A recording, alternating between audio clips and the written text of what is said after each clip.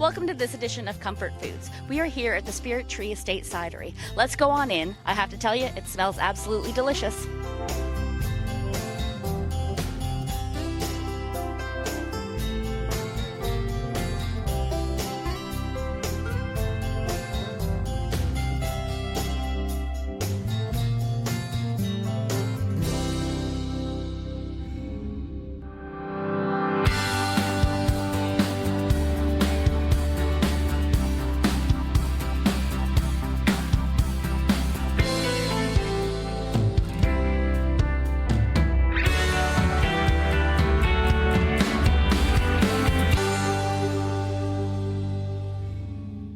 I'm now joined by Thomas Wilson, the owner of Spirit Tree Estate Winery. Thank you so much for having us out here today. Thank you for coming. It is our pleasure. I have to say that as soon as I walked through the door, the smells is phenomenal. All at once, comfort food is an understatement. I have to say that when I walk in here, I just want to have everything. That's good. Yeah. So I was just hoping that you could give us a little bit of background of how Spirit Tree Estate. Sure. We started in 2009 is when we opened. We opened in September 2009. Okay. But the property we purchased in 2005, and that's when the orchard was first planted. Okay. So we've been at it since 2005. And then in 2008, we started construction on the facility here, and completing in 2009. And so we opened in that September. Wonderful. And your cider is award-winning. Yes. Yes? Multiple award-winning. Wonderful, wonderful. And it's absolutely delicious. So I will say that. And can you tell us, how many trees do you have on the estate? So we only have 8 acres. Okay. I wish we had more orchard right now, but we've got 8 acres of high-density orchard, so it's about 5,000 trees. Okay. And that's giving us a combination of different sweet apples, sharp, really tart apples, and we have some actual cider-specific apples, so the old-fashioned cider apples that are just like wine grapes. They're high in tannin, okay, and which is basically what goes into our ciders, including our estate reserve. So we actually do an estate reserve cider, so it's vintage dated, and it's only the combination of that fruit every year that makes up that cider. Wonderful. So like every good story, there's always a beginning. So how did you come up with the concept? The concept was, my background is farming. I grew up, my dad still lives over on Dixie Road, my mom and dad, and we ran Wilson's Orchard and Country Market. So it was more of your traditional pick-your-own farm market. Okay. But we wanted to do something that was more food-oriented, and something where we were growing the produce, but then doing something with it. And that led us to basically sell that farm and basically plan this from scratch to be something where we were growing the apples and then processing, where we were using them to make hard cider, make baked goods, and then creating a whole destination where people could come to try unique, good food on an apple farm. And then because of the hard cider, became the estate cidery because we're growing the fruit and making it into the alcoholic beverages.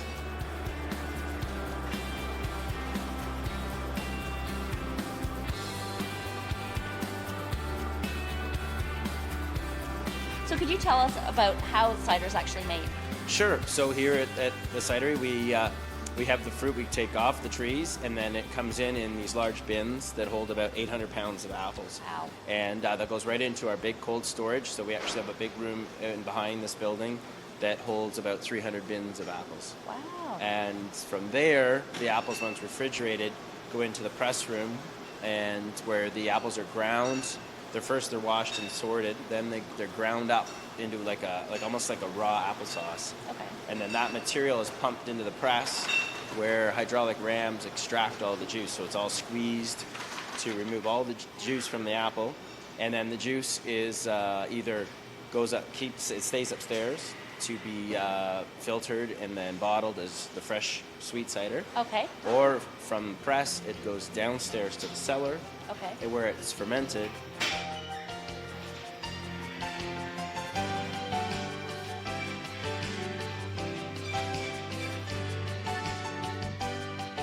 So there's so when we're talking about the sweet ciders, the non-alcoholic ciders, there's different types of cider that you sell here. Yeah. So the other one is we're not just making sweet apple cider, but we also, especially this time of year in the harvest, We have fresh pear juice, so there's actually a sweet pear cider.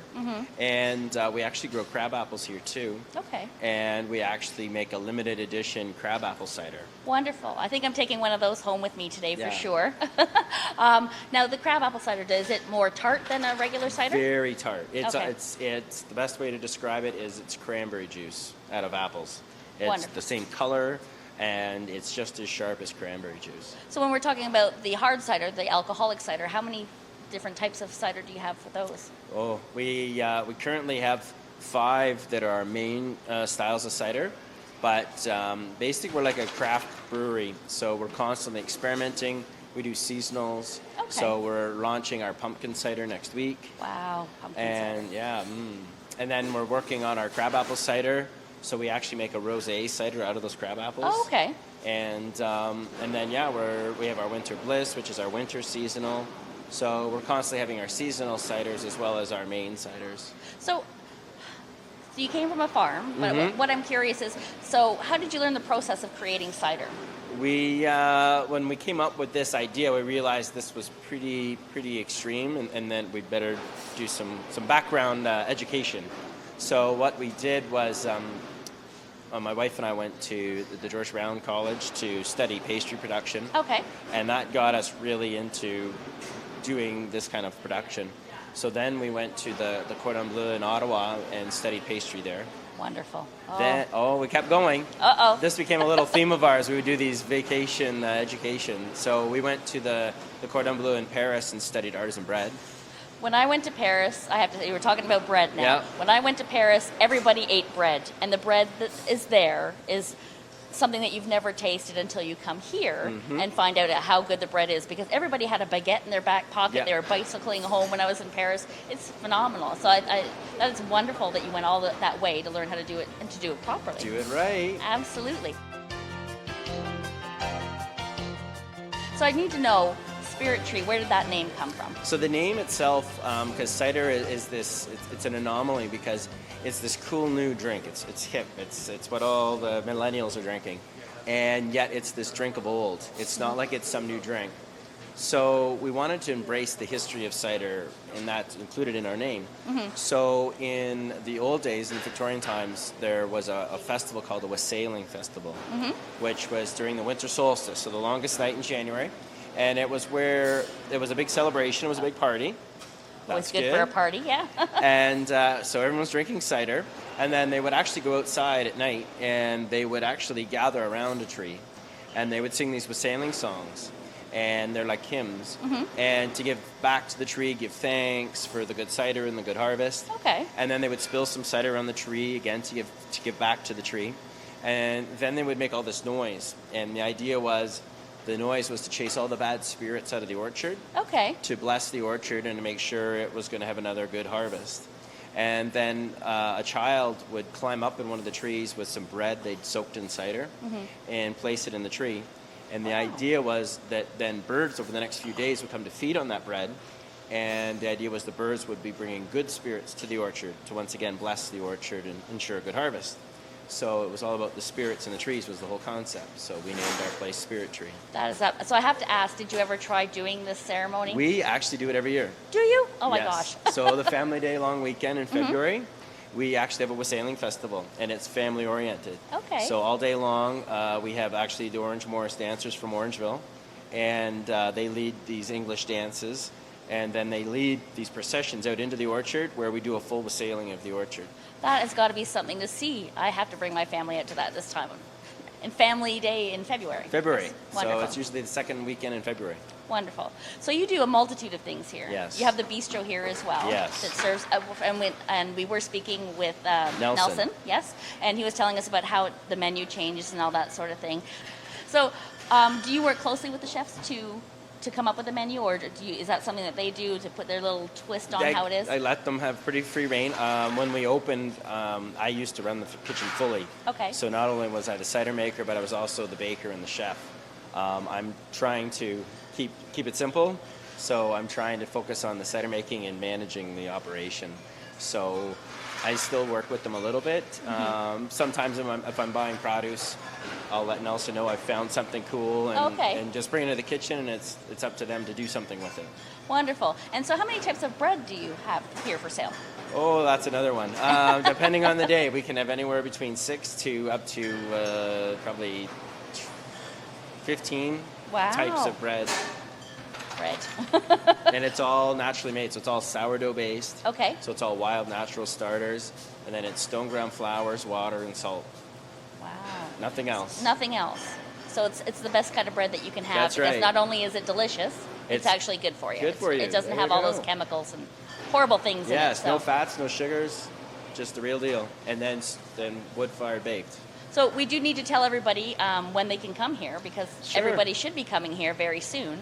So when are you open? Sure, we're open Wednesday to Sunday Okay. from 10 to 5, except Fridays and Saturdays when we're open late. So from 4 p.m. till 9 p.m., we turn into a little pizzeria, and we bake wood-fired pizzas. Yeah. And then we're also open holiday Mondays. So the pizzas, do they change all the time? They change seasonally as well. We have our main pizzas, and then we have seasonal pizzas.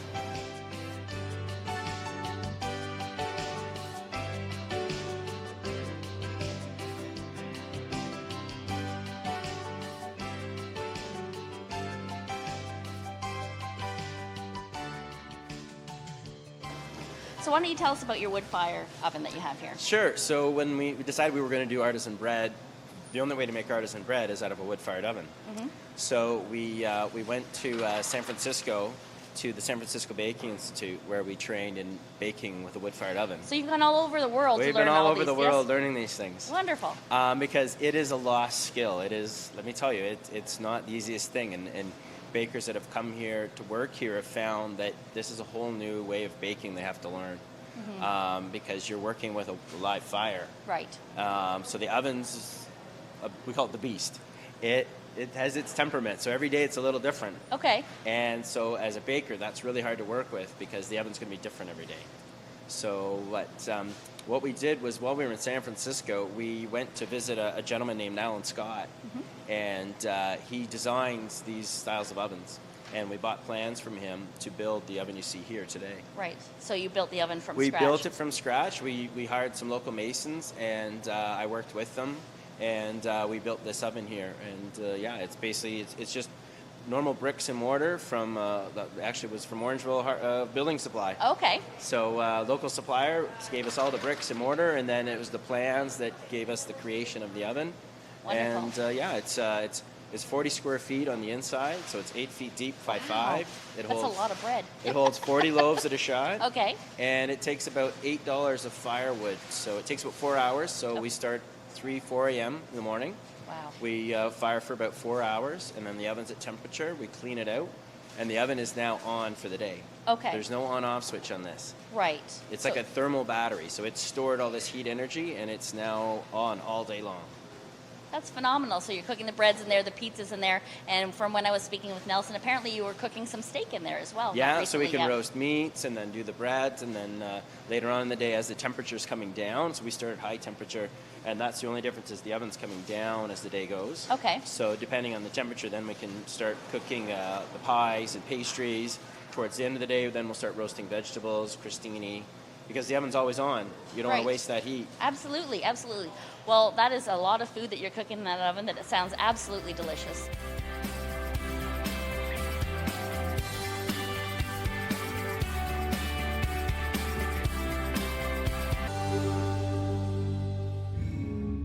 We are now joined with Nelson. He is the chef de cuisine here at Tree Cidery. Thank you so much for joining us today. Thank you. I'm really excited to be here and to hear more about the different types of foods that you offer here. So Yep. can you give us an idea of what to expect if we're to come out today? So the number one thing that we try to do here is try to deal with local food. Everything that we do here is local. If I can't find it within a 100 kilometer radius, it does not enter this building. Wonderful. everything that is we're trying to do on the menu is something that is approachable, but we like to add a fine dining technique to it because my background is in fine dining. Wonderful. But I've come here to give people approachable food, but with a little bit of technique. So something that's different, but you can still understand. And very focused, obviously, on local, because you're saying it won't Yes. come in the kitchen Yes. if it's not locally found. So I Yeah. think that's absolutely Well, wonderful. I can count the kilometers on all of my produce. My mushrooms are brought by somebody called Sean Delarac, who runs a place called Fresh and Tasty Mushrooms. We also get some of our produce from him. A lot of our vegetables come from Mulberry Moon Farms in Alton. All the breads, pizza, all the food is baked here. Yeah. Yeah, and then all the jams, all the retail products are from Ontario. All the jams come specially made for us. All the pickles come from Miss V's, who does all of her own pickling by herself. We also do more pickling in the kitchen. That's for our actual restaurant. So it's a very busy kitchen It's then. a very busy kitchen. We have actually 3 members. The baker, there's a chef for all the pastry items here, and then myself who run the cidery. So there is a lot happening here. It is a big production. Tell me more about the menu. And if I'm not mistaken, you change the menu on a regular basis. Yes, the menu flips every Friday. So Wow. every Friday, we'll never have 2 of the same items. We also like to get funky with some of our items. So we have chicken masala gyro or a hero on the menu. We have deconstructed pulled pork that's on the menu. We have a sausage board that is a tasting of some of Thatcher's sausages. So we have some chorizo, we have some duck sausage, and we have some knockwurst. Wow. Yes, getting into Oktoberfest, so we're trying to get people introduced to all the funky sausages. On the same board, we do our own sauerkraut here. We braise our own cabbage. Other things on the menu, everybody loves fries, but we like to get funky with the fries. So we taught Funky fries. Yeah, Yeah. We're tossing them in jerk spice this week. Last week was za'atar.